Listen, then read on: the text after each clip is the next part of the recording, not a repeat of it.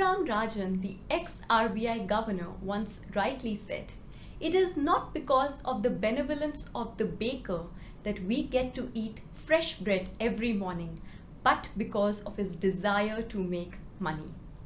Hello and welcome to my channel 5 Minute Economics, where I teach economic concepts in a span of just 5 minutes. The topic for today is functions of the Reserve Bank of India. It is very recently when I thought to make this video when I realized that people are very much unaware of what exactly does the RBI do. Apart from just printing currency, RBI has several other functions as well, and we shall be discussing them in this video. So RBI is the central bank of our country, and it is the apex banking and monetary authority in India. It was established on 1st April 1935, yes, even before independence, and later on nationalized on 1st January 1949 and given wide powers. So as already told, RBI is the issuer of currency, that it is the bank of issue, and it enjoys monopoly of note issue, that is, it is the only one who can print currency in our country, and notes and coins printed by the RBI are termed as legal tender. Secondly, coming to banker, fiscal agent and advisor to the government. So it is a banker to the government, that is, it plays the same role as commercial banks play for its customers, that is, it accepts deposits of cash and checks from the government and also helps the government in paying the wages and salaries. Secondly, as a fiscal agent, it manages public debt, that is, it issues new loans on behalf of the government. And lastly, as an advisor, it advises on financial and monetary matters. It also helps in formulation of economic policies for devaluation and revaluation of currency and for inflation and deflation control. Next, moving on to research and data. So RBI provides reliable data for policy and decision making. It also supplies accurate and timely data for academic research for colleges and universities. Next, banker to banks. Here banks mean the commercial banks. Here RBI acts as a custodian of cash reserves of the commercial banks.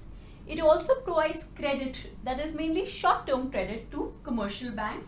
And lastly, it provides guidance and direction to commercial banks for their working. So next function of RBI is the control of monetary policy.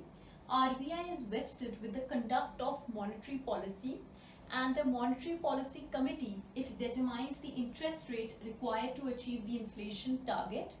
Next, it also acts as a custodian of nation's foreign exchange reserve, that is, all the foreign exchange transactions are routed through RBI, and it controls both the receipts as well as the payments of foreign exchange. Next, it maintains stability of the exchange rate as well, and it enforces exchange control regulations from time to time. So RBI's next function is consumer education and protection. It had set up the customer redressal cell for the protection of its customers. It had also helped in setting up of banking code and standards of boards of India.